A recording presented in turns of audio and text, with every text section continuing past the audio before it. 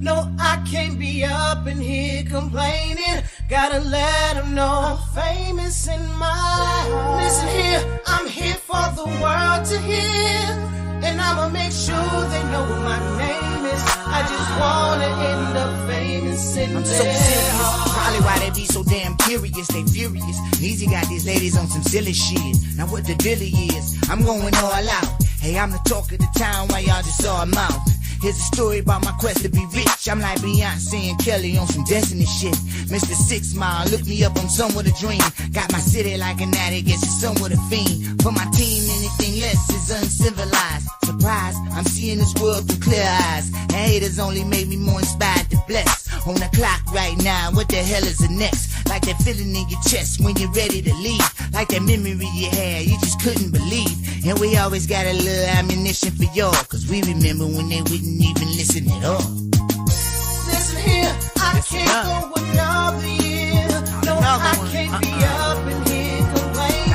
Gotta let them know I'm famous in my heart. Listen here, I'm here for the world to hear.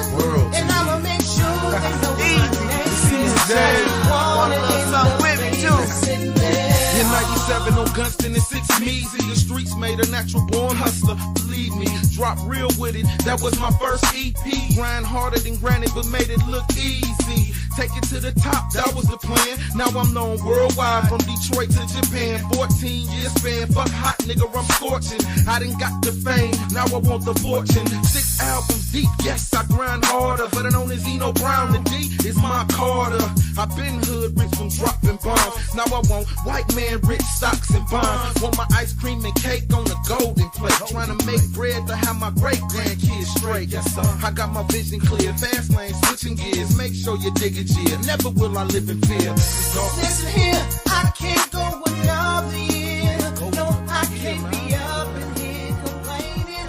Gotta let them know I'm famous in my heart. Listen here, I'm here for the world to hear.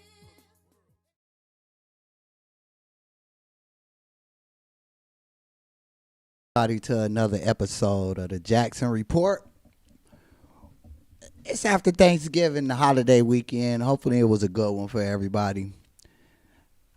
I gotta start off with addressing a situation that's like been burning my soul the past couple weeks.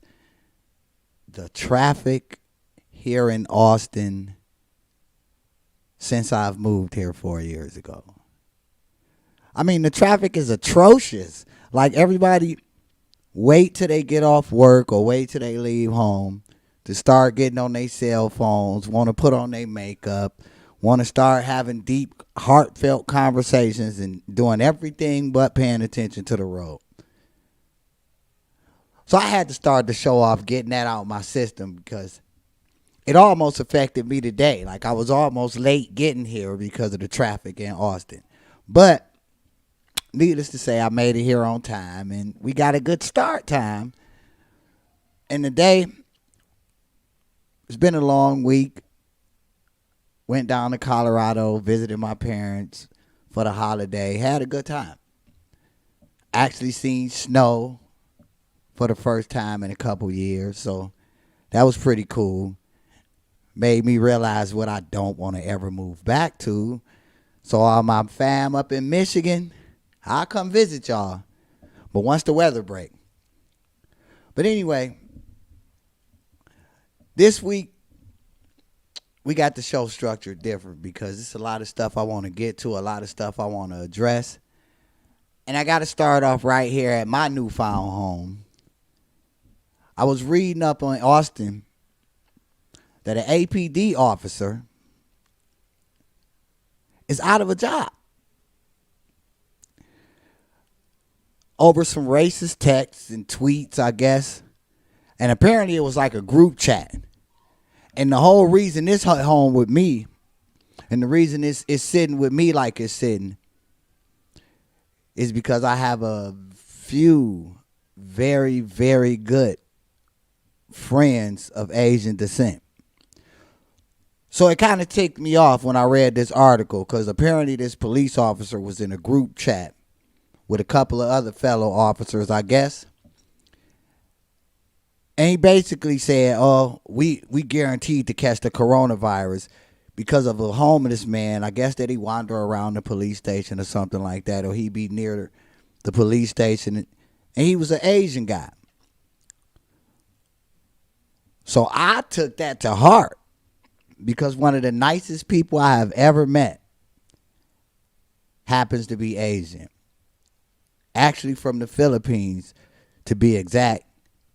But apparently this officer tried to downplay it once they confronted him about it. Like, well, a couple of the other officers was saying stuff in the text in the group chat that I didn't approve of. And basically, I never said nothing wrong. But here's just my little humble take on this whole situation. If you in a group chat and somebody says something that you know is racist or a racial slur, and you just laugh it off and you keep going with the group chat, you just as guilty as that person. That means you condone their actions. That means you wanted to be a part of what they was doing. And apparently he getting suspended indefinitely. So that goes to show just how powerful text messages is for y'all watching. So watch what y'all be saying in them group chats. When y'all think it's all willy-nilly and y'all just free and clear to say what's on your mind. It tell you to say what's on your mind. It tell you that it's a free country. But best believe we all get monitored in some way, fashion, form, or another. And this officer found out the hard way that it's not always fun kicking it with your homeboys and you slurring and you saying stuff that you thinking is in private. Well, joke's on you, sir. Now you out of a job, all because you can't look at another person that happens to not be of the same ethnic group as you and see just a person. You got to see a disease or a racial slur. But anyway, guess he won't be in any more group chats, huh, Tuck? He ain't going to be chatting with his boys for a while. But this week, there's been so much going on. There's been so much that I've been seeing and looking at and things I wanted to discuss with y'all because it's time we getting back on track.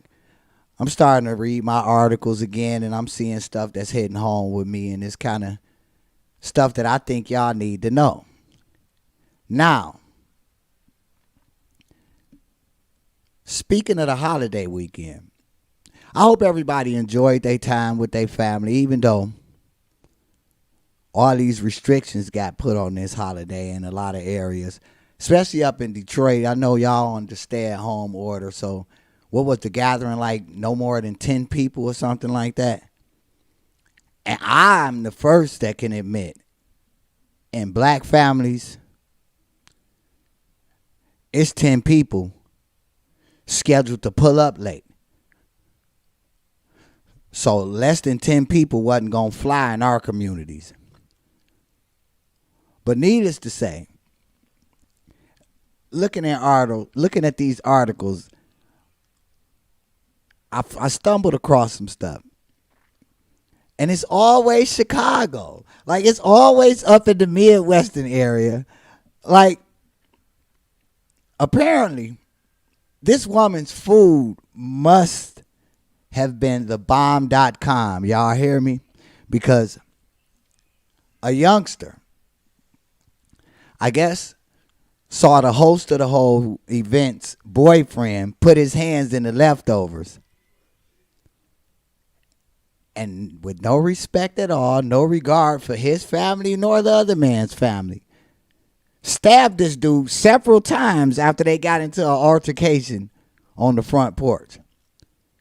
All because the dude tried to escort him out. You stabbed somebody 9 times over some Thanksgiving food. When I'm quite sure that wasn't the only house that had leftovers. That wasn't the only person you knew that cooked Thanksgiving food on that day. Now you just lost all your freedom.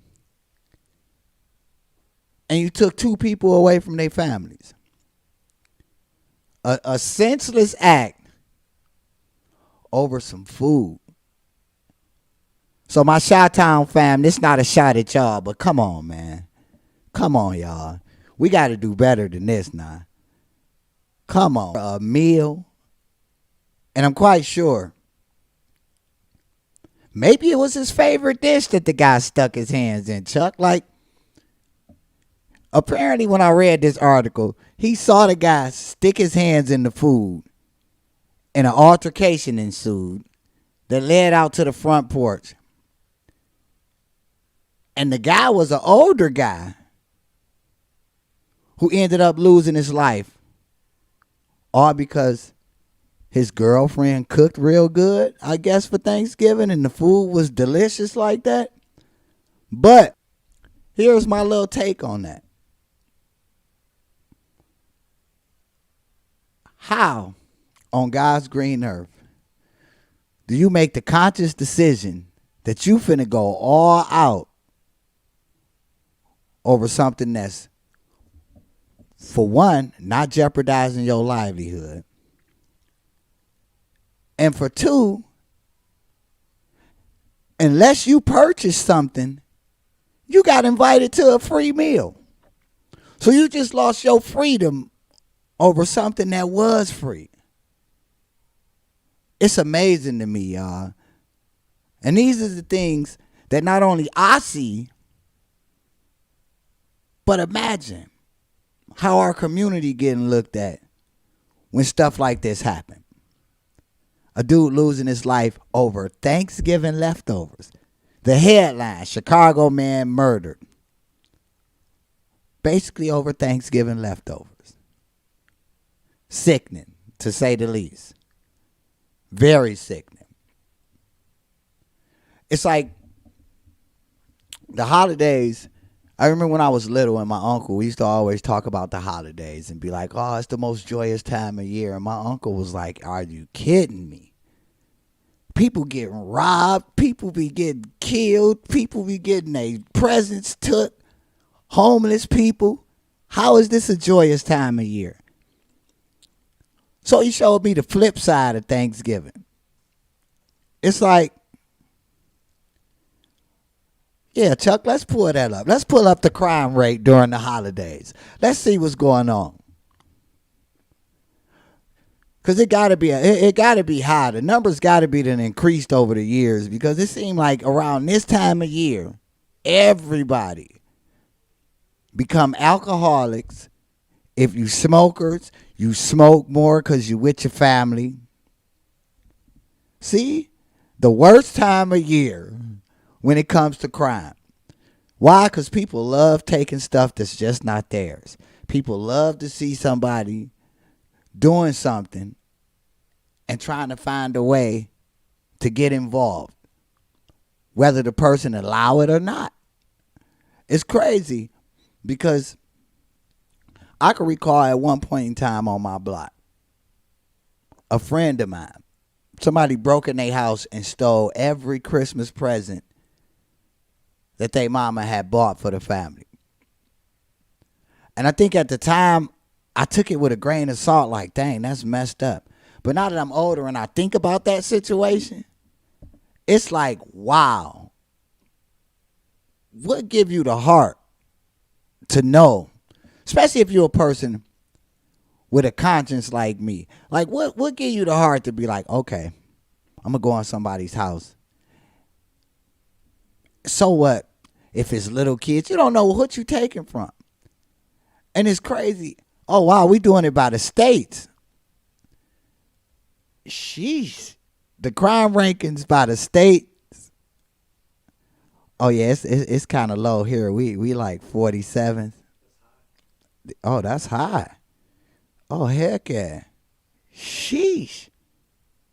Jesus Christ. Like Texas, New Mexico, Arizona, Arkansas, the boot. Watch yourselves in these areas. I'm speaking to myself and you too, Chuck. Like, Geez, apparently in our little area, folks lose their damn mind on the holidays. Well, we is in a college town, and it's a lot of drinking that goes on in Austin on a normal basis, just like on a weekly basis. You can find drunks on Rainy and 6th Street. So the holiday season, when they got family coming in from all out of town, all across the country getting together, the drinking is going up, the smoking is going up. Ain't no telling what else they doing. We are in sip country, so they sipping that drink and acting a fool apparently. Sheesh. I'm looking and thinking we was doing something down here in Texas and had to look again. Oh, but Michigan, y'all up there with us too. Y'all need to kind of be careful up there. As if I need to remind y'all of that. I mean, if you in Detroit, you already know what it is. You got to walk with your head on a swivel up there. So y'all just be careful during this holiday season. Protect yourself, watch your family, be cognizant of your surroundings. And for the love of God, don't be nowhere in dark spots in the city thinking just because you from the city it's cool and you going to be all right. Because apparently it's lurkers out there just waiting to get them something free on this holiday period. And see, this week, I also want to do something a little different because of this little business venture I'm finna indulge myself in. We still got the poll going, don't we, Chuck? Yeah. Y'all, if y'all tuned in and y'all watching this, I kind of want y'all feedback on a few things. I kind of want to see how y'all feel about purchasing a new brand of alcohol. What's the most you'll spend on it?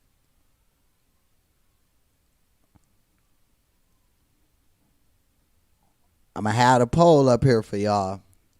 And at the end of near the end of the show, I'm going to give y'all the feedback on what y'all decided. My Detroiters, I know y'all love to drink, so with a new product coming out, especially if it's a good product, especially if it's smooth and it's tasting good, would y'all be willing to spend at least $40 on it?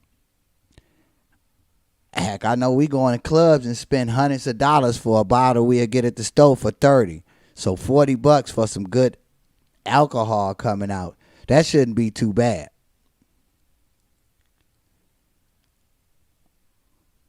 So y'all let me know. I need y'all to chime in on this one. Because near the end of the show, I'm going to come back at y'all and I'm going to give y'all the numbers and let y'all see.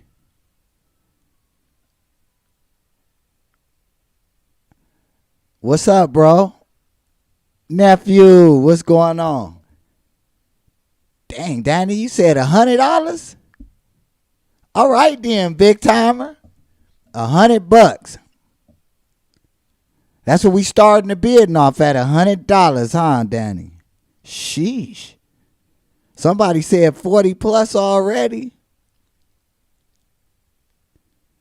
I don't want no biased viewers. I don't want no viewers that's like, yeah, I know this guy. So y'all gonna chime in and say y'all to spend thousands of dollars. No, let's keep it real. Let's keep it real and let it be known. Dang, Danny, if you gonna spend $100, it better be worth it. I know you, cause me, if I'm gonna spend $100, it's got to be smooth, and it's got to be something that's gonna be long lasting. It can't be something I can drink up like water, tasting like Kool-Aid. And $100 ain't a bad price. I done spent that much on some liquor down here in Austin, so I can see that, Danny. I can see that. But y'all know, $40 to $50, bro. I see that. I could rock with that too. $40 to $50. Cause hell, I spent like 60 something on a bottle of some stuff I had never heard of on a suggestion of somebody. So I could see that. I could see $50. But I need to know how the people feel once they tune in to this show. I might not even express the results at the end of the show. I might give it a day or two and see what the feedback be with this poll. But this week, it's been so much going on, so much that hit me in a way that I really want to speak on it. Of course, it's always fun to speak on this guy because we only got 2 more months. Well, not even 2 whole months. We only got a month and a half to where he gonna be the topic of conversation. The president. He started off bickering with the Democrats over this whole election, over the coronavirus, over everything. It was him against the Democrats. Oh, the Dems this, the Dems that, the Dems this. Now that he's lost, now he at it with his own party. He going at it with the Republicans. And the whole truth behind it all is basically just a grown man being a sore loser. Basically, we seeing at least what we already knew. A grown man having temper tantrums. So now, actually, in a way, y'all, if you Democratic and you in the state of Georgia, thank the president, because he going at it with y'all governor and y'all secretary of state. Basically because he lost Georgia. And that's kind of hard for a Republican to believe that Georgia can flip blue like it did. And now he even trying to say, oh, well, now they got other Republicans, they got other Republicans saying that basically he cost himself the loss in Georgia because he told the Republicans that the absentee mail-in ballots was fraud, so a lot of his supporters didn't even use them. And due to COVID, they were scared to show up at the polls. So guess what? You talked your own people out of voting for you. Sometimes it's not always good to run your mouth. Sometimes it's not always good to be going at people. And for what? Because you lost fair and square. Even with all of the recounts that he filed lawsuits to get done. Even after recounts was done, you still lost. So now you take it further and basically start playing dozens with these state officials in the states that you lost. Now it's everybody's fault except for your own. You was the face of your own campaign. And you lost. You was your own downfall. But yet, you choose to blame other people in your party. And you want these governors to basically commit fraud. You want them to overturn the elections in their respective states just because you lost. It's just like, how much more are you going to attempt to do before you man up and just accept the fact you're not going to be president for this next 4 years? You still raising money in your campaign. Basically, what are you raising money for at this point? You filing all of these lawsuits. And the kind of person Trump is, I'm willing to bet that all the way up into the inauguration of Joe Biden, this man's still going to be trying to claim a victory that he lost 2 months before. It's like, as crazy as this year has been, the one little speck of light at the end of the tunnel is a new administration coming in. I think it's going to take longer. Oh, wait. Can you hear me? No. See, the thing of it is, we wait to hear from Chuck. There it go. I think we're going to be hearing about this past the inauguration. I think for the next 4 years, actually, we're probably going to be hearing in some capacity that there was election fraud from a good amount of the population. Exactly. I mean, a Trump supporter, yeah, I can see that because of the simple fact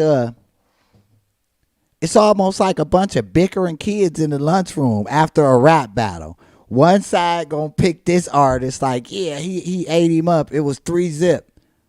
The other side gonna always, no, if he'd have said, well, no, it's this, it's that. So we probably is gonna hear it for the next 4 years. Oh, we got a fake president. Oh, he only won because the election was rigged. He only won because it was fraudulent votes. All of this crazy stuff. But that could be said about every election. That could be said all the way back to 2000 when Al Gore was projected the president and we woke up the next day to George Bush for the next 8 years. So every election has its fair share of corruption in my eyes. But for once, the pendulum swung in the right direction. With all of the corruption that goes on with elections, the pendulum finally swung in the right direction. And in my opinion, I know so many Republicans and Trump supporters that switched over 4 years later. So I say, accept your loss like the boss you claim to be. And just like you've told so many people on The Apprentice, them 2 famous words, you're fired. Accept it like a man. I'm going to need you to go ahead January 20th and clock out. It's been a hell of a run for the past 4 years. You done took us down through there. Now it's time to kind of get the country back at least somewhat normal. And speaking of normal, I saw an article that had me thinking. Cyber Monday was the biggest online shopping day in United States history. 11 billion in online sales in one day. And apparently a few more billion was spent the weekend prior online for Thanksgiving, Black Friday, and Small Business Saturday. But in one day, $11 billion. They said over $12 million was spent in like an hour's time on that one day. An hour from 8 to 9 p.m. Basically, that's like from 11 to midnight if you up in Detroit. $12 million got spent in an hour. And it got me to thinking. $12 million per minute for an hour. Oh, wow. See, I read that wrong. That is ridiculous. Every 60 seconds, people were spending $12 million. But when you think about it, with everything that's done happened with this coronavirus and this whole social distancing thing, online shopping could be very well the new normal. It's like you really don't have to leave your house to do nothing now. You can order food. Heck, it tripped me out when people go to the grocery store for you now. Like, it just got me to think, how lazy is that? To where you could just sit at home, run your whole grocery list, and then just wait for somebody to knock at your door and bring it to you. That is sick to me, but it's a great thing for our elders, because a lot of them still want to be independent, and they don't like calling on their grandkids or their daughters or their family, because they feel like at a certain point that they're a burden. So with the way the world is going, with everything being online, I guess it's a good and a bad thing. But 11 billion in an hour, pretty much. 12 million a minute. That's a lot of transactions going down. I'm surprised the internet didn't crash. People spending 12 million a minute for a whole hour. Just imagine. I can only imagine the workers in them warehouses with all of the orders that was going out for one day. Basically, TVs. And I saw all you gamers, apparently y'all was ordering the hell out of Call of Duty Black Ops that day. Yeah, Black Ops Civil War, the Apple iPad, the AirPods, I mean, and Legos. So it was a lot of little kids getting stuff. But them AirPods and Call of Duty, that's you grown motherfuckers. So y'all disregarded y'all little kids' Christmas because y'all wanted some Apple AirPods. And you want to get online with your boys, tell them to flank to the left because you playing Call of Duty. That's amazing. Goes to show what's taking over in our society. Gamers and cell phones, technology is the new way to go, I guess. The ways of the world now. If you don't got an iPhone, basically you're frowned upon. So to all my Android users, stick your lighters up, because I can't see me using an iPhone. It's just not for me with this whole team iPhone or team Android and all of that. So all my Android users, basically, we classics, because you can never, a classic is timeless. That's why I stick with my Android. And I got a cousin that worked for Apple, and I know a secret about the iPhone. Basically, if you got a Samsung, can't nobody with an iPhone really talk junk to you, because Apple buy all their parts from Samsung to make the iPhone. So what's the difference? It's just names. So all y'all iPhone users, stop talking junk to your friends if they still Android users, because guess what? You basically got an Android with a bit off Apple on the back of it. That's all it is. So moving right along, now that we've addressed that, because I get sick of seeing that on my Facebook timeline. I'm team iPhone. Your text messages come through this color. I'm like, who pay attention to all that anyway? Like,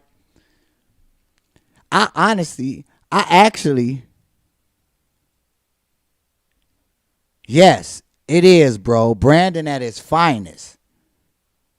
People, it's like everybody running around and don't realize Samsung getting down. They got you spending one price for their Galaxy, and you spending maybe $300 to $400 more for basically the same phone with a different cover and a different logo on the back of it. That's how the rich stay rich, bro. That's how they do it. Just like I done found the avenue. I done found a little loophole into the way we about to acquire this generational thing. Nah, I've been speaking for weeks on a lot of different stuff. Basically, I've been speaking on how diverse Austin is. I've been talking about how it's time for the changing of the guard. Maybe the patriarchy in America is coming to an end. And apparently President-elect Biden is getting on that bandwagon. Because I was reading today, his administration is about to change the guard. That old boys club got to go. Because he having an all-female White House communications team. That's got to be a first. And I was reading the article. His administration, basically his cabinet, is going to be the first of his kind. Diverse. He putting people of color in position. He putting a lot of women in positions of power, which I think is a good thing. Because in the midst of all of my rants up here, is one thing that holds true. We can say they emotional. We can say all the stuff we want to. But with how the government is, maybe, just maybe,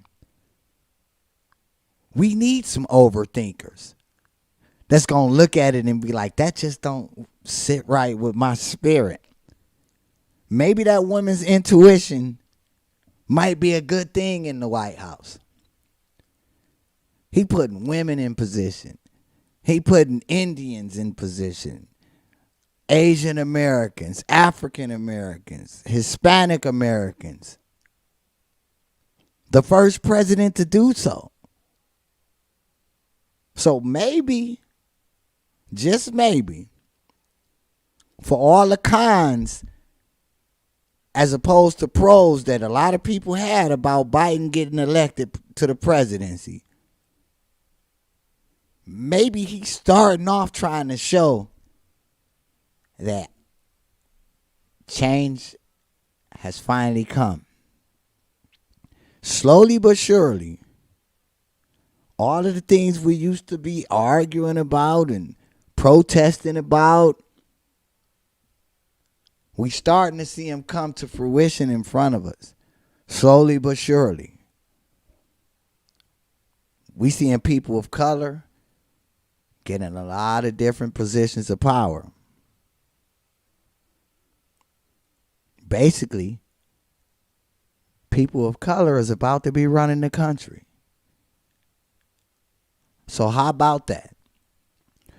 So if you seeing this, and it's after work for a lot of y'all, so I know y'all on y'all happy hour, take a shot. Especially my ladies out there. Y'all take a shot. Because Biden putting y'all in positions of power. Women been fighting for it for years on top of years. Just for the playing field to be a bit leaving. Now look at it. We got women about to run the White House. We got our first ever female vice president. And the first ever, whether you want to acknowledge it or not, happens to be a woman of color. So in the midst of all of my ranting, that's something that I take pride in. That I got to live to see, first and foremost, a black president when Obama got elected. And I got to see a woman vice president. Not only a woman vice president, but a woman of color. And before we down this woman or this administration, one thing I want to say about it. If we could deal with 8 years of Bush and 4 years of Trump, how bad could 4 years of Uncle Joe be? To a country that's already been divided. It's just within this 4 years, we had a president that chose to put the spotlight on that division. Whether we realize it or not, nothing new should have came about this past 4 years. It just got exposed on a higher level because you got the leader of the free world basically as the face of it. Like, we never had a president who you basically could reach out to on Twitter. Like, this past 4 years, honestly, was amazing to me because, I mean, even Barack opened his Facebook page, but he did live videos and he was always speaking on something that was better in the country or something that the country needed to know.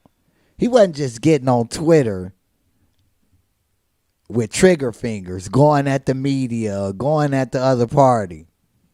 Like, this was the first president who basically was like a mad-ass college student on Twitter. Just like, I'm going to let everybody have it because I can. And if they don't agree with me, they getting fired. Basically, he took The Apprentice on a worldwide level. And this is what we witnessed for the past 4 years. But anyway, that's changing. Something else interesting that I was reading about. The Supreme Court basically is trying to revive a doctrine that might hinder everything Biden trying to do. Basically, if they pass this, and y'all know it's 5-3, well 6-3 now, the majority conservative, if they pass this, from what I was reading, it makes basic government unconstitutional.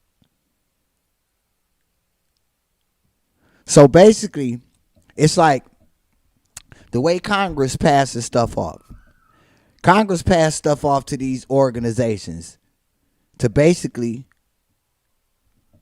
oversee it and implement their rules and policies. What the Supreme Court is trying to do is override that and say, nah, Congress, you shouldn't have a word in it.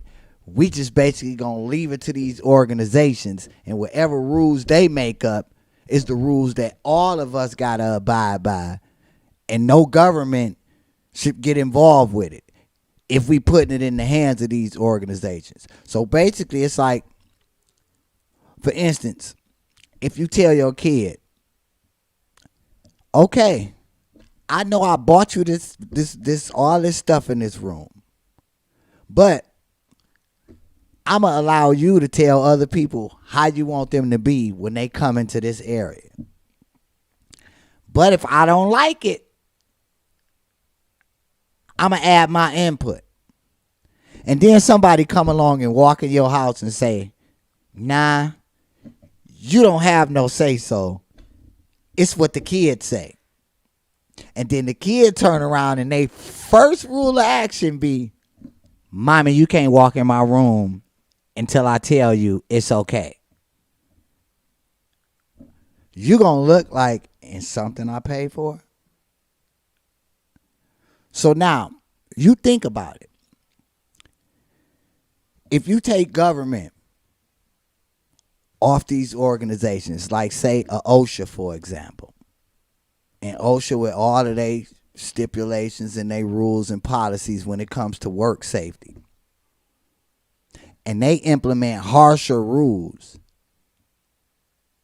you basically can't go to the Supreme Court, or you can't even take them to court, sue them or nothing, because they would have that right under this new thing that the Supreme Court is trying to pass. I read that, and I had to read it twice, and normally I speed read through the articles and I get key points, but this one I read the whole article, because some of the stuff that was going on in this article, you got a lot of companies that's suing basically for that exact fact. Like, hey, you told us it was up to us, and now you want to overstand the rules that we implemented. You want to tell us, no, these rules ain't constitutional, so we not going to use them. We suing y'all. And if the Supreme Court passed this law, that would make it pretty much legal. That'll make the company right, and Congress will have to just take a back seat and not be able to govern over an organization when it comes to that field. So that would change everything that Biden and his administration is trying to do. Far as they green team and how they trying to deal with global warming, far as education, far as raising minimum wage, even down to the fact that I hear so many people talking about they can't wait for the fact that he possibly gonna legalize marijuana for all you smokers out there. Imagine it's an organization in place that can implement rules and procedures when it comes to y'all smoking all free willy-nilly, that can make a penalty go with that, which defeats the whole purpose of legalizing it. So that's just putting it into layman's terms how detrimental that'd be if the Supreme Court passed that. And on another note, I did say it was Thanksgiving weekend, and I know a lot of people traveled with their fam for the holidays.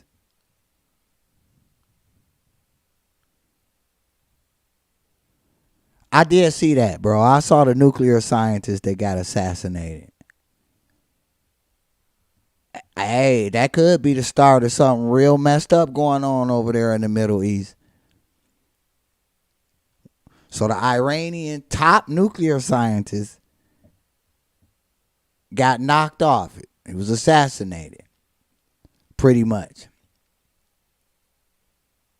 Could be the start of some kind of war going on over there.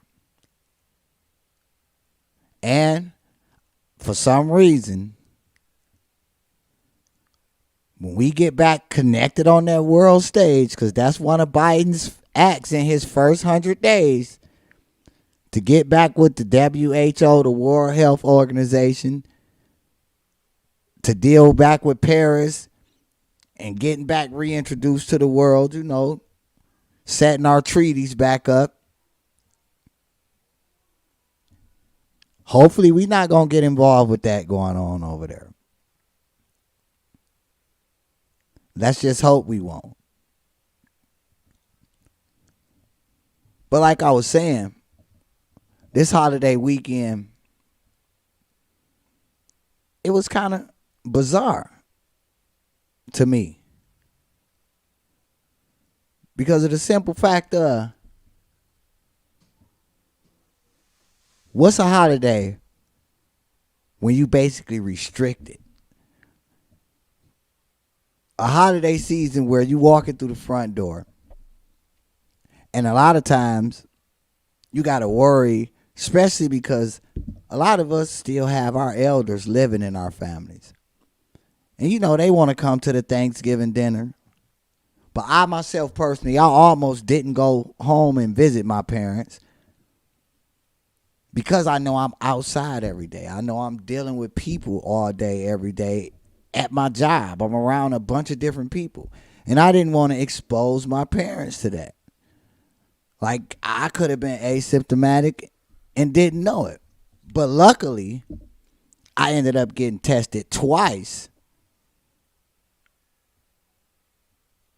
before I even saw him. And both times was negative, which was a good thing for me. But the scary thing about this whole virus and this second wave that's coming through is how many people walking around not knowing because they don't feel symptoms. And they feeling normal and they walking around and it's just spreading. Or they walk around and they might be a smoker, hit their little blunt, now they done coughed, and they thinking it's nothing but a chronic cough. And they done coughed on the surface or something and you come leaning on it because you just talking.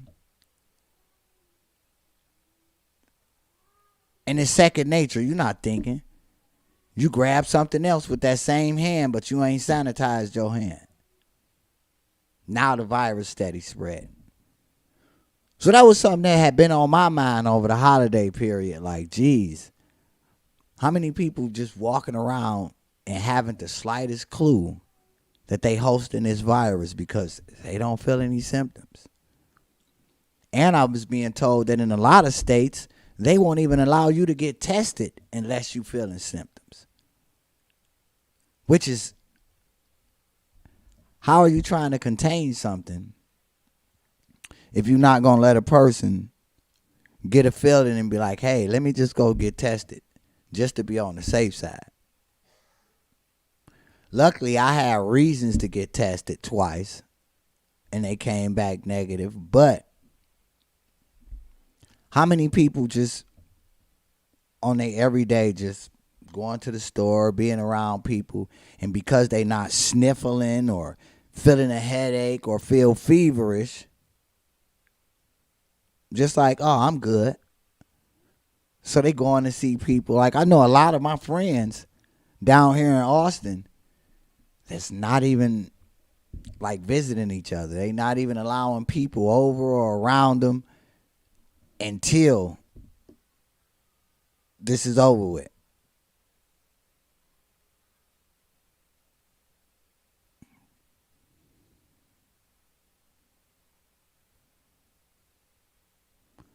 Wow.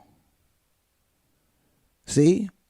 It's people that's walking around have it. But like, for instance, I use myself. And no, I don't. But just imagine, hypothetically speaking, I found out I tested positive. I can't quarantine. I can't just quarantine for 14 days. Who gonna go get me something to eat? Who gonna get me toilet paper if I run out? I can't call Instacart because I don't want to expose them. I can't send my girl because I'm single. So it's crazy because you're right, we can't stay home. Or imagine you get sick at your job.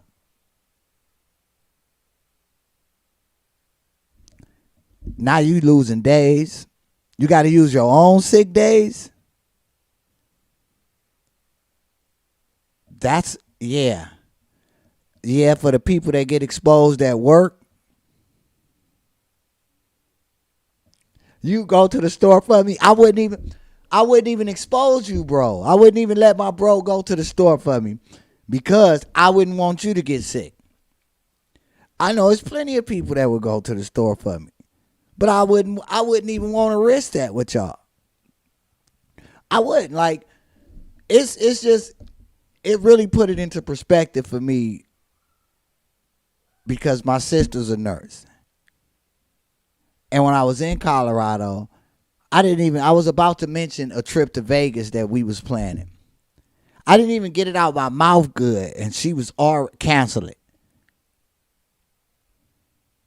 And for some reason, that got me to thinking, and I was like, dang, it's really real. And if you looking at the show, or you gonna watch the show later on, because I know a lot of my peoples be at work, and they always, I didn't get to catch it when you was live, but I'm watching it now. Be safe out here, because it's getting real, and now we back in the winter months where the weather done changed. And I know in Austin, if you didn't have allergies, once you get here, you will. For some reason, Texas give you an allergy. It's just like the state welcome for allergies. If nothing else, rest assured, when you get here, you will get an allergy.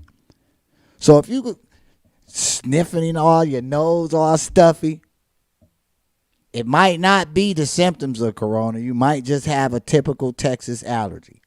Because I didn't even know I had allergies until I got here. But anyway, before I get out of here this week,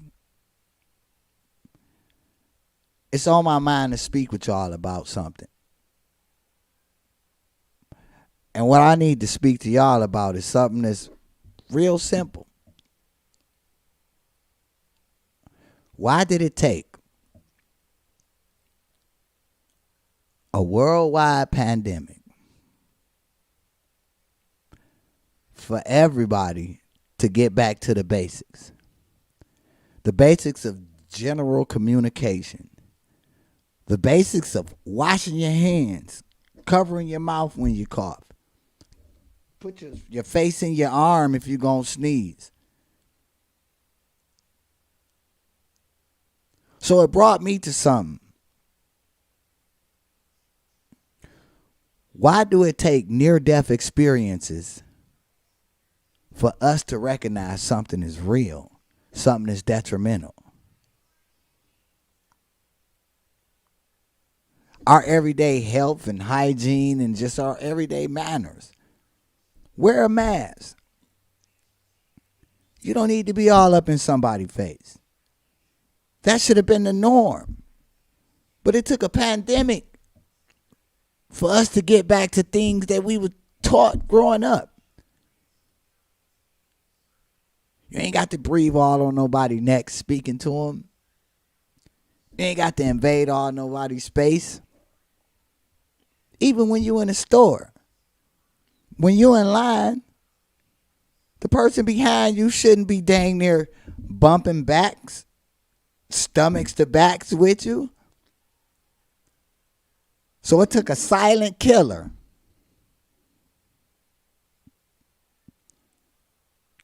we sure don't. We need to have a collective mentality. If we had a collective mentality, the country might be a whole lot better. But the jewel I'm going to give y'all this week, I'm not even going to do no 15 seconds of shame. Yes, I am. My 15 seconds of shame this week, Chuck, goes to whoever runs the DMV in Austin. Because you're giving these people license who love to text and do makeup while they driving. It should be a manual. Or it should be just a law in Austin. If you look like you on your phone, we snatching your car, impounding it, and you going to jail. That will keep the flow of traffic going. So my 15 seconds of shame goes to the DMV in Austin. Stop giving all these non-drivers a driver's license. And before I get out of here, the jewel I want to kick it with y'all about is just like this. Every year, we go into a new year and we say this is going to be our year. And coming into this year, I said this year was going to be a year of clear vision. And if nothing else, this year has taught me to reach out to my loved ones more, because tomorrow is not promised. to grind towards a goal, because you never know what's going to happen in life to where you're going to need a nest egg to fall back on. And most importantly, I can't say it enough, this year has taught me ownership. Own something that you could say is yours, other than some Jordans or a car outside. Own something that's going to appreciate in value, not depreciate. And that's a good fact too, bro. A large part of society does feel like they immortal. But if nothing else, this year should have showed us all. Everybody is included. When it comes to this coronavirus, nobody is safe. So I can't stress it to y'all enough. Wear y'all masks. Keep hand sanitizer. Wipe down surfaces. Just be alert. If somebody around you not wearing a mask, get the hell away from them. So I'm going to get out of here, but I'm going to leave y'all with this. Keep striving to be a better you. Let's all keep striving to become the best versions of ourselves we could possibly be. And let's start changing up the narrative of the urban community. Because we know how to stick together. We stick together if somebody pisses us off. So let's act like we pissed off for a year. And let's see what that gets us.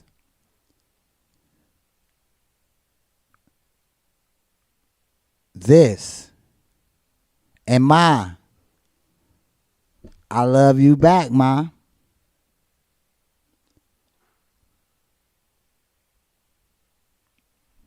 I'm using this platform to try to bridge the gap.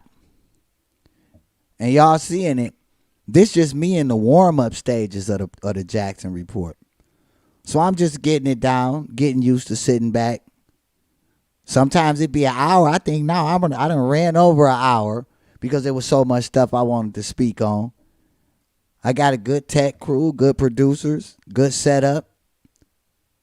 So y'all be on the lookout for all of the promos coming from my show. The merchandise. I'm going to start shipping out the Jackson Report shirts so people can be wearing them wherever y'all living at. Promoting my show. Got me stumbling over words because my mom just said, my G-Ma just said some real stuff in my comments. And I appreciate the fact that you loving the show, man. Like, I try to get up here and not sound crazy and have some stuff that people need to really listen to. Oh, you ready to Skype in, Danny Hyde? We're thinking we're going to do that next week. I'm going to have you Skype in my boy over from To the Moon We Go. It's a movement to where it's focusing on unity and togetherness. And basically enlightening people who think they have to suffer in silence. So before I end the show, I'm going to highlight my boy Danny one time. Here's a guy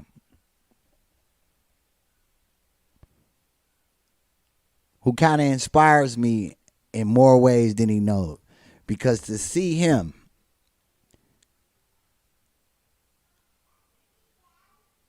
thank you too, man. But like my boy Danny, to see him on a daily.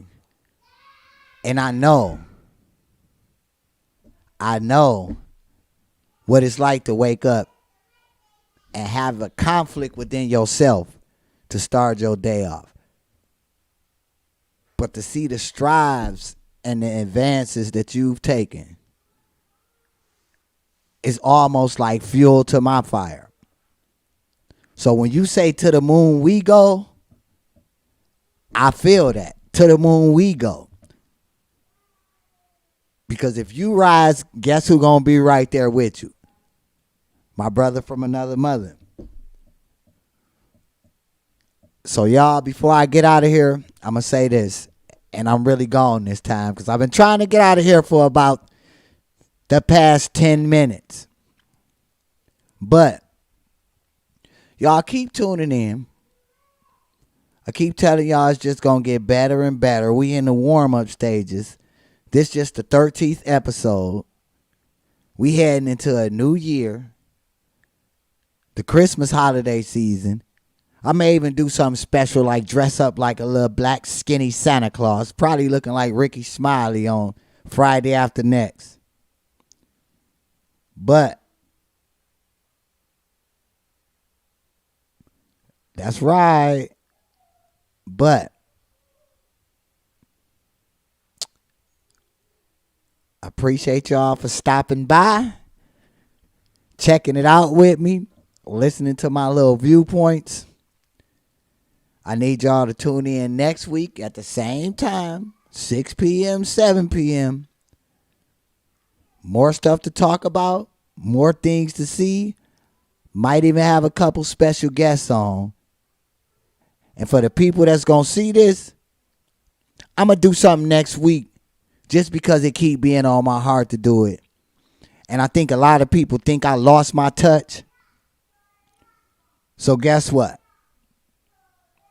Next week, I'm freestyling on the Jackson Report. So y'all tune in because I'm going to give y'all some hell of a bars. But tonight, I got to get out of here. I love y'all. Thanks for stopping by. It's been another episode of the Jackson Report. Good night, y'all.